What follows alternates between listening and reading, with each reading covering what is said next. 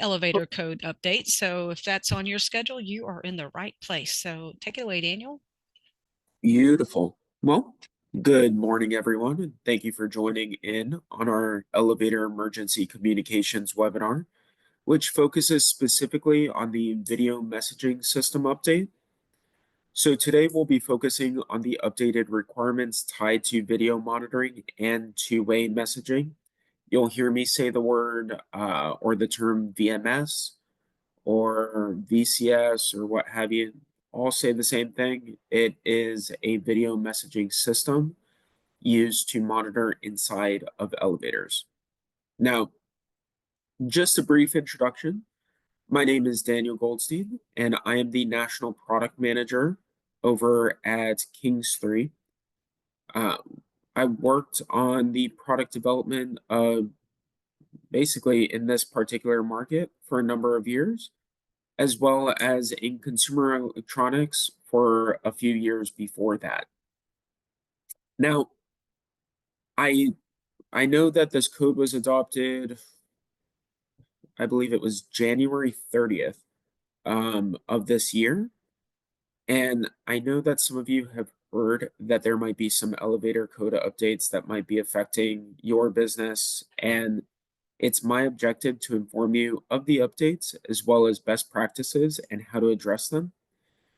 Please note that if you have any questions that have not been addressed during the presentation, you're welcome to add them into the chats or comments portion, and I'll run through them at the end of the presentation, or if it's really important, I'll stop the presentation just to answer them.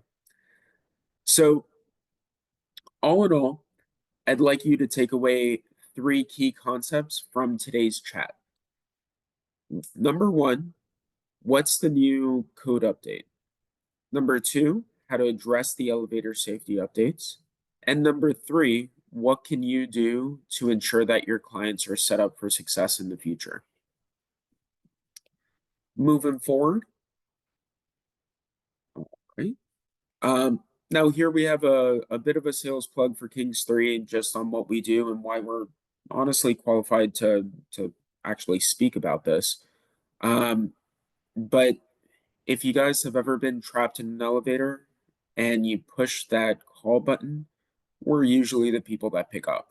And part of the rationale behind that is that you have the emergency dispatch center and an all-inclusive emergency phone monitoring service, which includes lifetime maintenance on parts and labor, 24/7 emergency response and dispatch, equipment and installation, as well as code compliance solutions.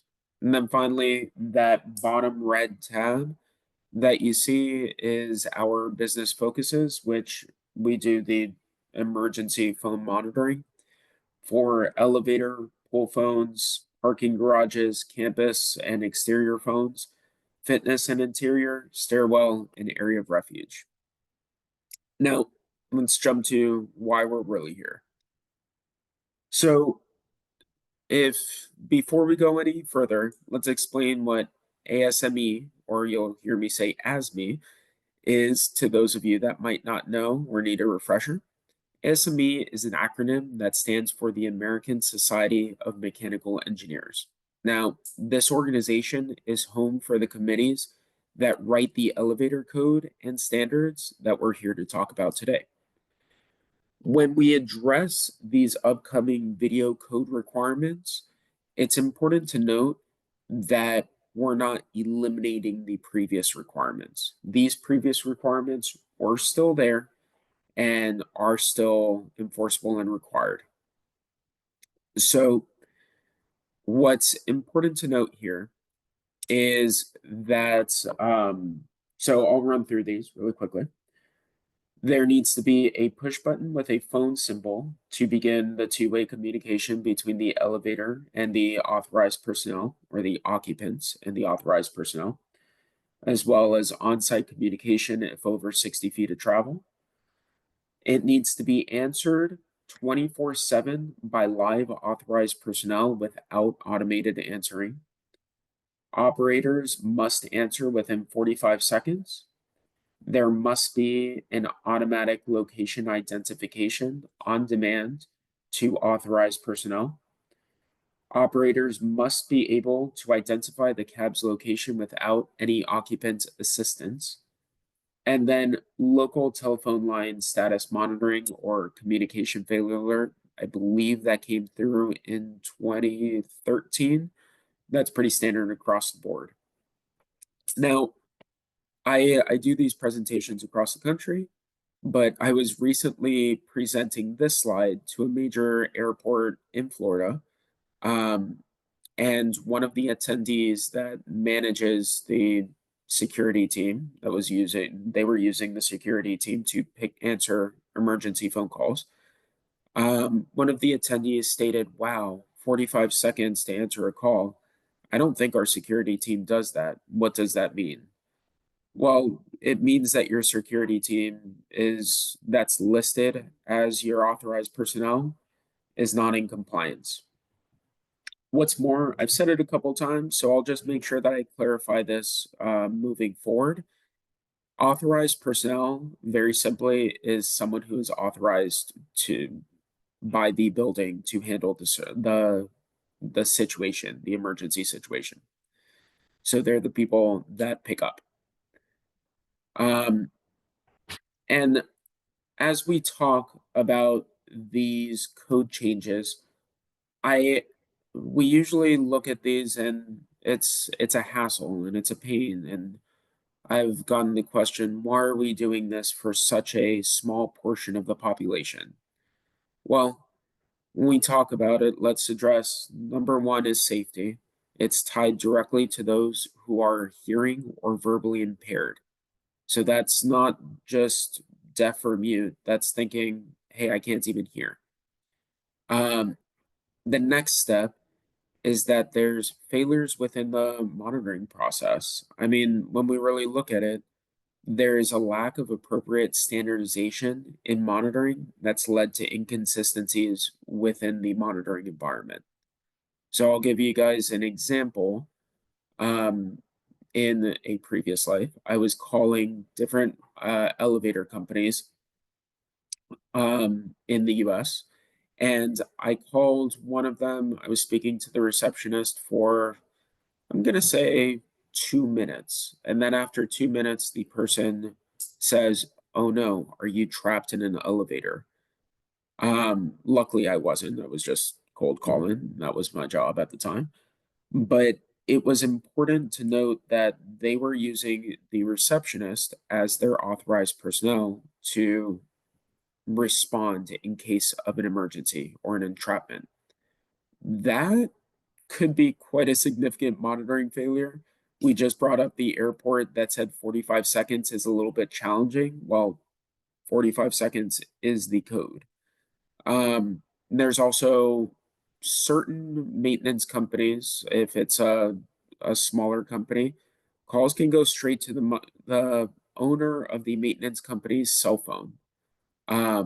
When it goes to that, think about somebody answering the phone at 2 a.m. while they're sleeping. Well, that doesn't really seem to be very successful.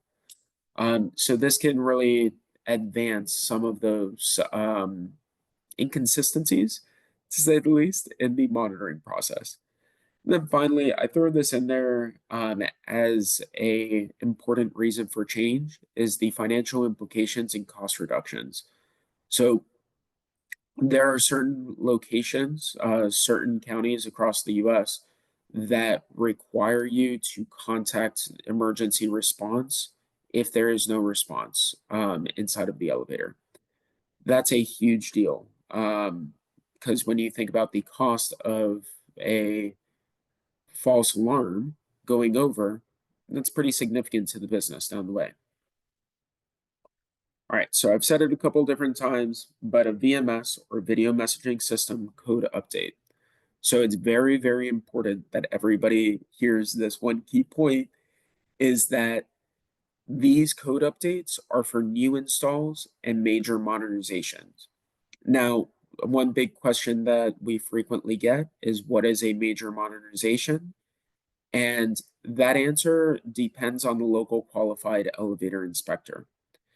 We just had a case in South Florida where we had the regional inspector reviewing the alteration of a phone line from a POTS or plain old telephone service line to cellular service and deemed that as a modernization requiring the video code update.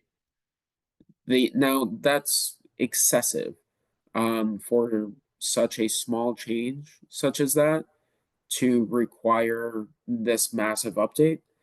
That being said, we usually see the replacement of the control panel as the trigger point for modernization requiring the video code.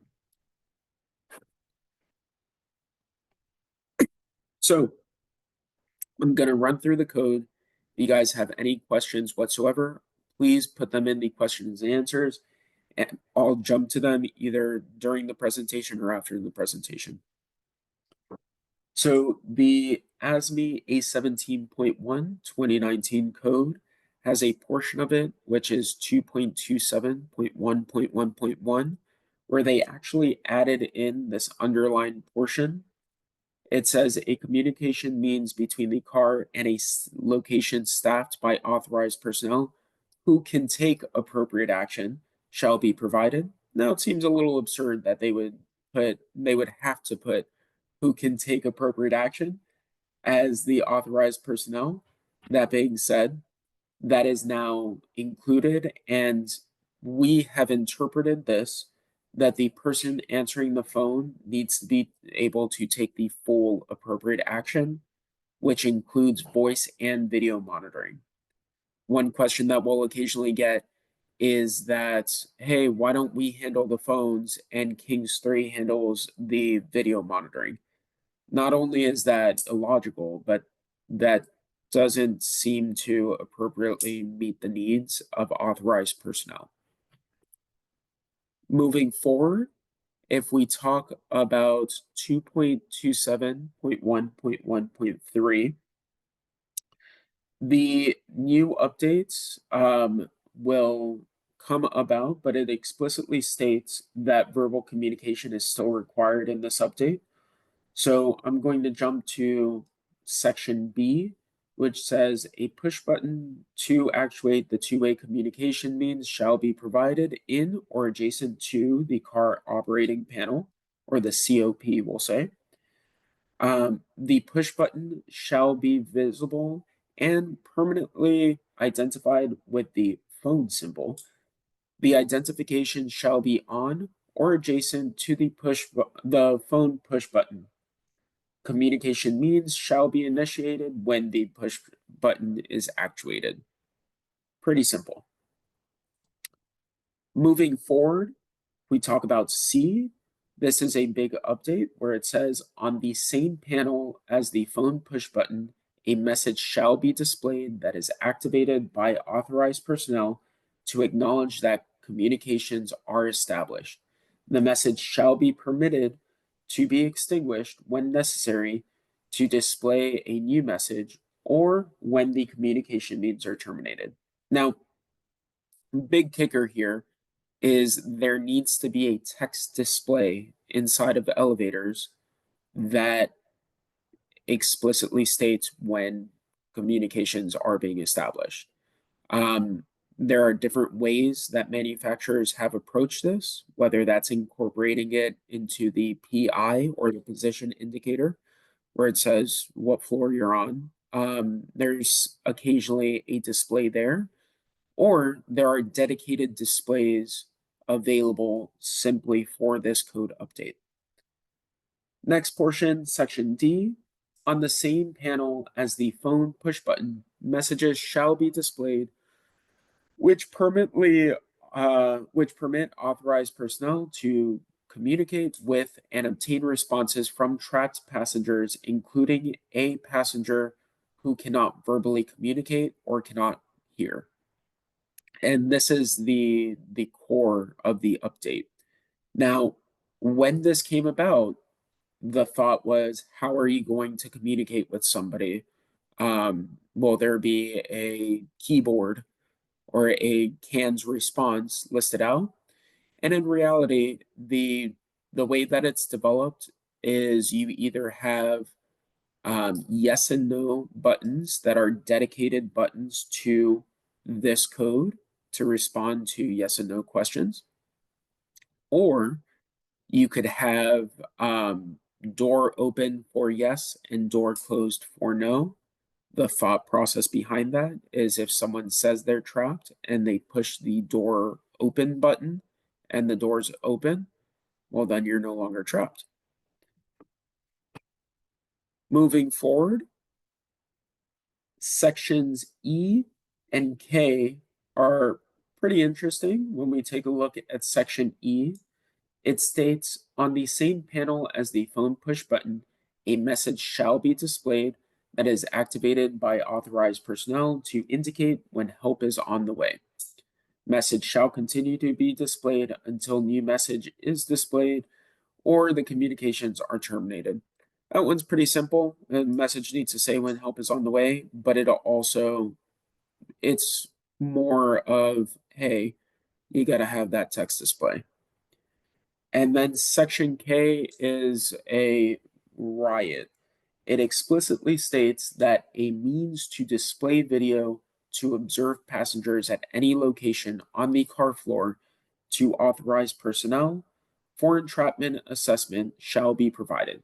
Now, here we've got a bit of a mess because we're talking about streaming video capabilities out of an elevator to a different source who is the authorized personnel. They need to now be able to review whatever that video feed is, communicate via messaging format, a text messaging format. But what is actually seen on the video is now up to the responsibility of the authorized personnel. And now the question is, let's talk about the development of this code over time, because we know that this code we have 2019 in the title, for God's sakes. We know that this code is not brand new, but it's brand new to Florida. So when we talk about the initial states that have adopted, these are the initial states that have adopted. And one thing that I'd really like to call out in this progression is if you see a state with the yellow tinge or the yellow outline, it's because they adopted in some format. However, there is selective adoption. And I'll jump through a couple cases of what that actually means in a second. So where we were initially in 2021, you had these biggies in the Southeast. The big one was North Carolina. But I want to call out Alabama, and I'll jump in on that one in a second, James. But I want to call out Alabama and Mississippi, as I make this joke all the time, and someone was once offended. But Alabama lasted less time than France did in World War II. They adopted this code at the beginning of 2021. They were one of the first to auto-adopt this code. And then in 3 weeks, they shut it down and pushed it to 2023, and it is now being pushed to 2025. We'll see if it's actually going to be enforced at that point in time. But the reason for that variance is because their manufacturers received the code pretty much around the same time when the code came out, so they couldn't start working on a piece of hardware.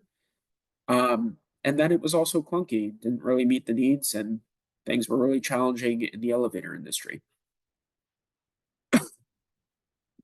When we talk about where the code is right now, this is where we're sitting. Now, there are certain locations like Southern California has adopted the code, or Philadelphia specifically has adopted a portion of the code. But this is where we are listed currently. And I underlined it as a projection. This is my projection of where I foresee the code to be adopted and enforced by 2027. And it's very important to recognize that this code ain't going away. What's really important about it is it came about through ADA concerns, and it is spreading across the nation. There's now manufacturers that have developed hardware that is appropriate for the market and that satisfies the needs. So when we talk about those manufacturers that have developed hardware that's appropriate for the market, well, that comes up with how does one address the video messaging code? And there are three main advancements due to code. I'll split those into hardware, software, and monitoring purposes, but I'm going to double it up because I've gotten this question multiple times, that this is for new installations and modernizations. And for reference, in case anybody's curious on the number of years for an elevator to be modernized, that ranges everywhere from 10 to 20 years. So we put 15 years when we run our little numbers in the background. So I got a question from Donna, so I want to make sure that I address this as it's pretty vital here. Does this mean that there's live streaming of elevators all the time, or just when someone pushes the help button? And how is it monitored? We'll get into how it's monitored, but it's when someone pushes the help button, the authorized personnel need to go into the video and see if someone's trapped if they're not hearing a response, which happens a lot of the time, to be completely honest, because people push the help button by accident. So addressing the hardware. When we talk about the advancements in hardware, well, there's the elevator phone, the emergency elevator phone, which is always in there and it's always going to be in there. Now, some manufacturers have started to integrate the phone into their text display in a special way. However, a phone is required. There's also a video camera, which we just ran through. There's different ways that manufacturers address the video camera. For instance, a fisheye, which is popping out from the control panel. But there's also corner mount cameras or ceiling mount cameras. That could be pretty useful. A text display, which we went through the two ways that manufacturers have addressed it. And then finally, an internet connection is now required for manufacturers. Moving forward, from a software standpoint, the hardware manufacturer actually creates the website to send video feed access. It's from that website, goes over to the authorized personnel, and they move accordingly. And then a messaging platform. Occasionally, messaging platforms have canned responses or canned questions, but some of them do not. Some of them are, it requires the authorized personnel to type accordingly. Then finally, from a monitoring standpoint, authorized personnel now need to review the video feed and send yes and no questions. This is when they don't hear a response within the elevator. So one thing that I touched on was the internet connection. And I really want to dive into this as we need to ensure that the internet connection is stable. So the easiest way to really think about this is if anybody has ever set up a Ring camera inside of at their house. So with a Ring camera, it requires internet access. So you need to have Wi-Fi and appropriate connectivity and what have you. And if somebody's walking past it, the camera will activate the recording and what have you.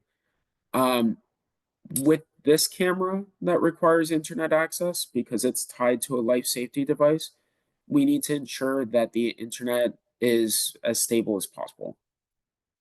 And I lay these out. These are pretty much the three options when it comes to internet capability. That's the building infrastructure, the building or provider VoIP solution, or voice over IP. And then we put Kings 3 Cellular with FirstNet. It doesn't need to be with FirstNet. It doesn't need to be with Kings 3, but cellular is the third option. Now, in addressing these, we always want to go with a code compliant solution. From a code compliant solution, that includes a piece of hardware that has a 4-hour battery backup, as that is required for connectivity. When it comes to building infrastructure, we put deteriorating infrastructure as well as encrypted or lack of encryption or security when it comes with just connecting directly to the building. One of our main customers is Target. So we monitor Targets across the US. And when you think about Target, they had a massive data breach. I believe it was in 2015 or 2016, where the red card, the information from people who had Target red cards was stolen. That happens honestly, their HVAC system was connected to Target's Wi-Fi. And through that, the hacker was able to get into their system and hack into their system. So we usually push encryption from that standpoint.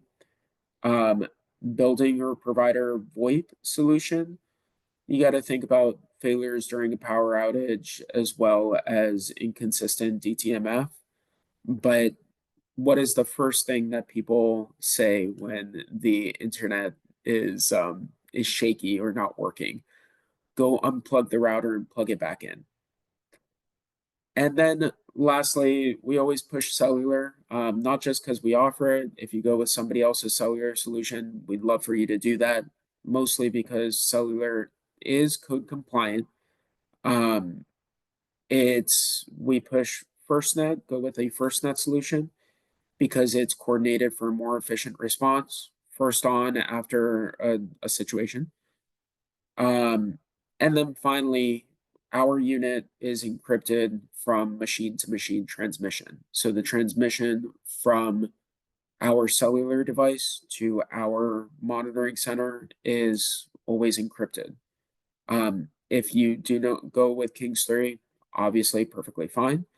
But we strongly suggest discussing your encryption in this process. If you guys need any additional information regarding this, I can speak to you offline on this, or you can ask the question in the questions and answers section. But we have a spec ready and available that's not just tied to Kings 3, so that you guys can pass it forward accordingly. And finally, I wanted to touch on a wiring diagram on what it actually looks like. If you're a visual person like me, this is an ideal way to take a look at it. But go with the laser pointer right here. There is a camera inside of here. This text display is on the control panel. There's a speaker somewhere around here with the phone attached to it, if it's that open mount box, right? It's connected through the traveling cables, which usually when you order an elevator panel, it comes with traveling cables, which have an extra 18 gauge shield and pair wire. Goes into that machine room box. That machine room box is connected to the internet and the phone line if it's connected in that format. And then for buildings over 60 feet of travel, you need a lobby panel or a master station. So I'd like to stop doing that.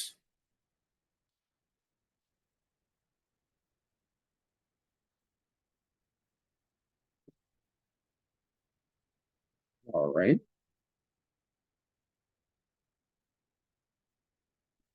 Moving forward, if we're going to talk about an actual example, I'd love to run you guys through a code compliance example and then discuss. I'm going to poll the audience, so make sure that you're aware because there's going to be a pop quiz. Just giving you guys a heads up. But within our EDC or Emergency Dispatch Center, we have a UL 827 certified emergency dispatch center out in Texas. But this is a screenshot of what it actually looks like inside of our emergency dispatch center. Here on the left hand of the screen is our internal system, which the calls come in, we process it accordingly, we record all the calls, and record the video instances as well. On the right hand side of the screen or the right monitor, it actually has the web page automatically pop up because we built in the integration into our system. That web page automatically pops up. You can look inside of the elevator and assess what is actually happening and send the yes and no questions inside of that write-up. So this one, zooming into what that actually looks like, this is my coworker, Jen. She is standing inside of an elevator. And let's say the call comes in, passenger is present, but has not responded verbally. The emergency operator can then begin the nonverbal communications by posting messages in the car screen. This is what it looks like. There will be the camera as well as the questions such as connection is established. Kings 3, do you have an emergency? Yes. Did the elevator door fail to open? Yes. Press and hold down floor 1 and lobby button for 5 seconds. Did the door open? No.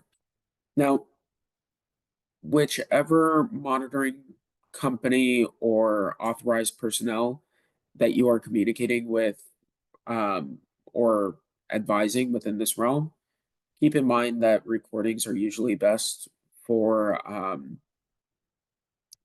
litigious purposes. So as we move forward, is the video feed up to code? And I'm going to leave it open for, let's go with 15 seconds. There is, inside of this video feed, is this up to code? Please feel free to respond in the comments or the questions and answers section. And I'll go ahead and answer it in, let's go with 7 seconds.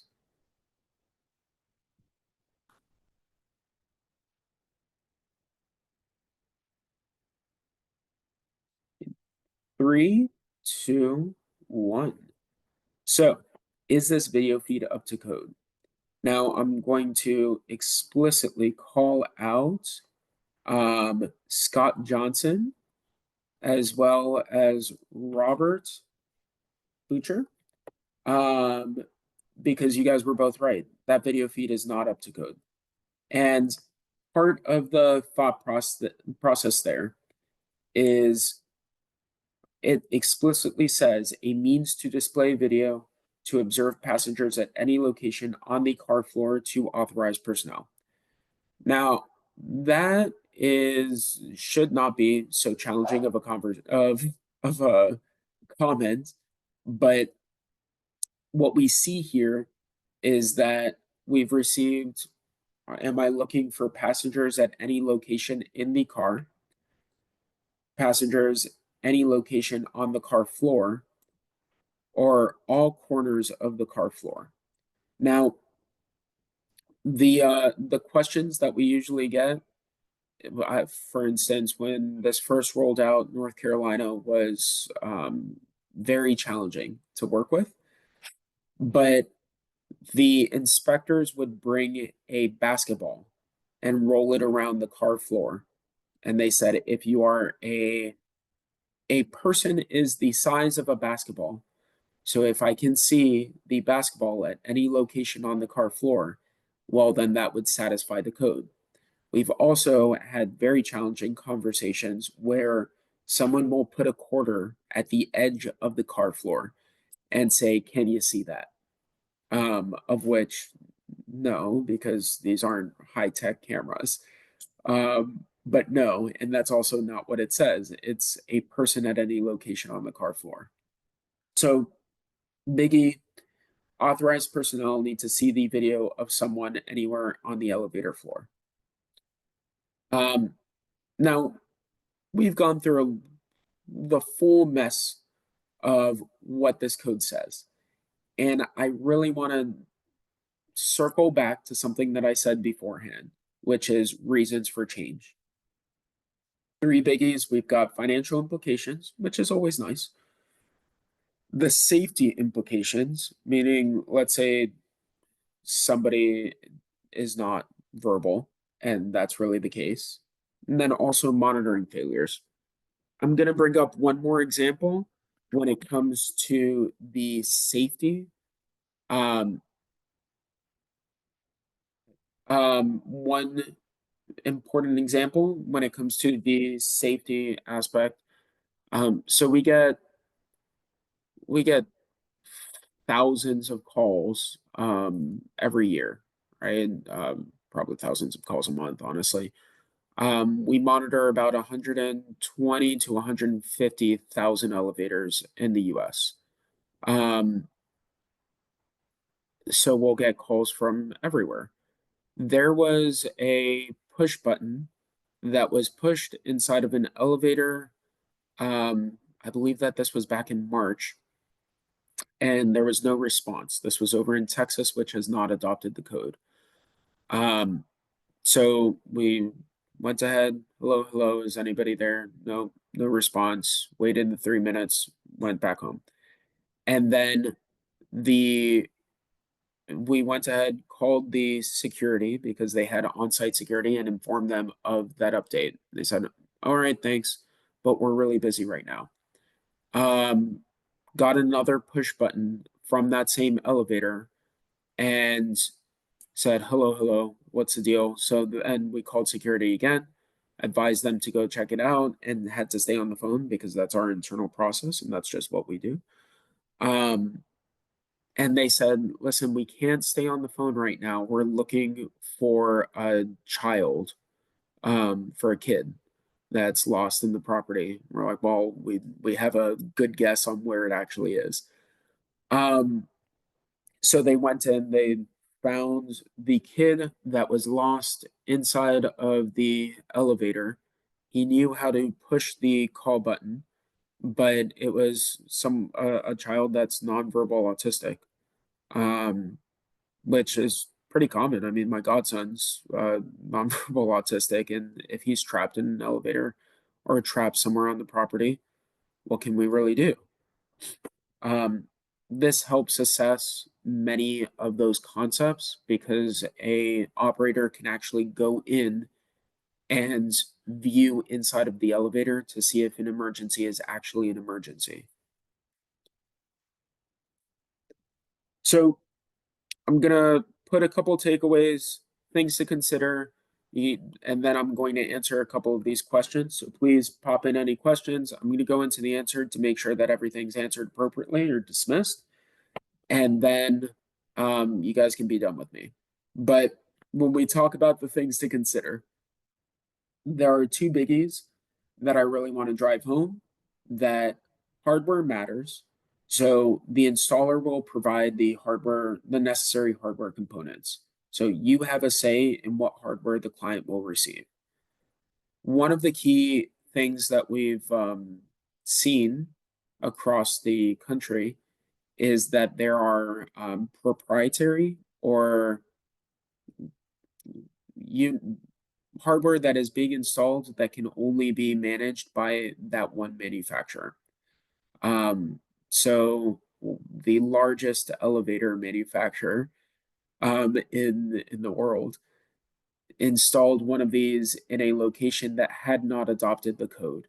Now, they had installed it in a location that had not adopted the code, and then that person wanted to change their monitoring provider, um, and they couldn't because this hardware was installed, and the cost to remove this hardware was astronomical. We're talking about tens of thousands of dollars, which isn't wild, but that's not like switching out a elevator phone, which is a couple $100. Um, so being aware of what hardware is out there, and how it actually satisfies the code is very important. The second is choosing flexibility. So not all hardware is easily transferable. Be sure to recommend a VMS system or video messaging system that is compatible and transferable with multiple companies and multiple providers. And I put it underlined there, but elevator companies, every single elevator company out there can install easily transferable or non-proprietary hardware solutions, but it is upon the customer or the architect's request. If it's in the plans that it needs to be non-transferable, that it needs to be non-proprietary, then the elevator manufacturer does have a solution and can clearly do it. And if not, call me and I'll go yell at them. Um, and then finally, we got 3 takeaways. 3 is the golden number. Secure the video feed by requesting an encrypted cellular gateway. Recommend easily transferable video messaging system. And then bring Kings 3 early and often throughout the process. That's also more of a suggestion than anything. But if you guys do need any of the information or just want to chit chat, I'm here. That's a photo that my wife took, as well as my email and my cell phone. If you guys have any questions or comments, I'm here to address them. And if not, well, it'll be a nice chat at least. So let's go to that question and answer page and answer some of these questions. So, the first is from James Nolan at 1123. Is Wi-Fi comms permitted? It's not. Don't go with Wi-Fi comms. I hate to be a pain here. Go with a solution that is hardwired. It makes a ton of sense. All of these units have an Ethernet jack on them. So you just plug the Ethernet jack, and that's the kicker. The next over is from Donna, and I saw that you sent over a few questions, so I'll make sure that I jump in on that one. The first is, are the phones designed and or engineered to work if there is a major electromagnetic change? Honestly, I'm not sure. To be completely fair, I'm not necessarily sure, but if I'm going to address that portion of it, um, if the system goes down, meaning let's say there is a power failure, because that happens quite a bit in um quite a bit in Florida. There's brownouts all the time. And when we really assess that, you need something that has a 4-hour battery backup. That's why we strongly suggest cellular gateways for that 4-hour battery backup. How does your company or other companies prevent hacking of your systems? What if someone sends in false videos? Now, I'm a bit curious about the second question, so feel free to type out more details on the second questions. But in terms of my company addressing hacking of these systems, we have a detailed encryption that is honestly okay. We have a detailed encryption that has never been hacked. Um,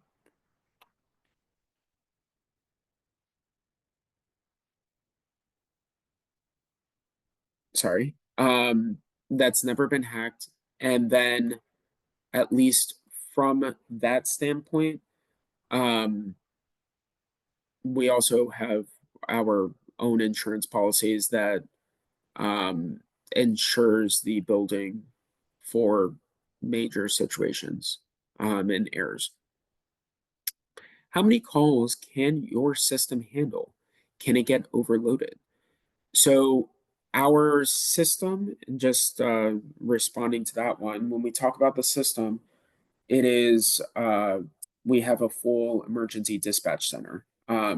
So 24/7 emergency dispatch center with which is backloaded and fully backed up. So when we really think about it, I don't think that we've been overloaded with calls considering the number of operators that we have is very, very well managed.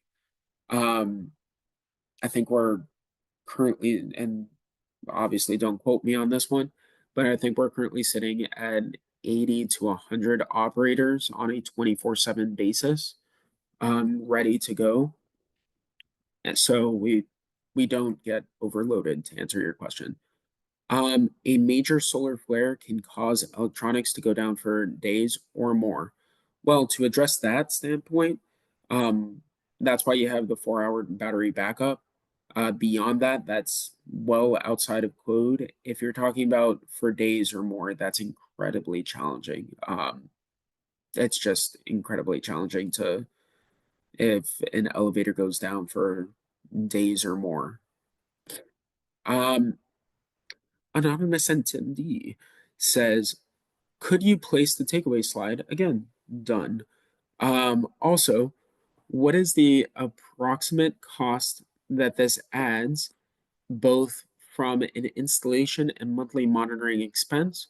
Monthly monitoring expense is minimal, to be completely honest. And if you would like to email me or message me directly, I don't want to say a cost that is exuberant or outside incorrect. So if you message me directly, I can answer those questions. Um, Liso says, do you have to retain videos for a certain time period? So the manufacturer, most manufacturers do not allow or do not actually record the videos. So that's very important. The manufacturers traditionally do not record these videos. It is in a very high cost to actually store these units, and it's a pain because storage takes quite a bit of time. From an audio standpoint, not a big deal, but from a video standpoint, recording storing recordings is very challenging.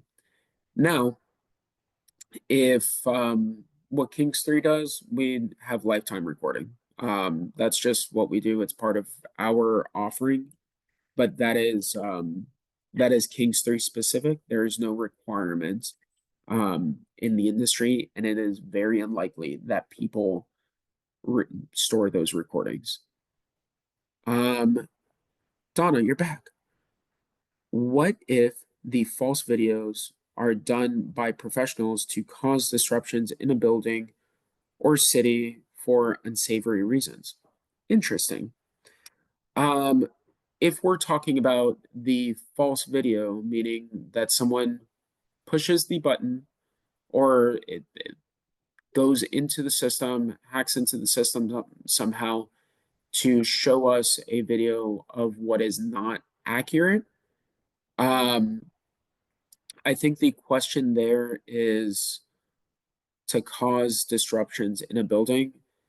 We follow the building management protocol. If there is an emergency, meaning if there is a life safety emergency, we our operators are AEMD and CPR certified, so we're capable of handling a life safety situation. That being said, we address the building directly. We contact the building, make sure that they are fully aware. If there is an emergency that requires 911 or requires that degree of an emergency, we take those appropriate steps. Did that answer your question, Donna? Hopefully. Now I'm going to just jump back into the answered question to make sure that everything is good. I see that Crystal keeps popping them out, which is lovely. But I want to make sure that I'm answering anything that might or might not have been there. Believe I've answered all of the questions. Are there any more questions by this team currently?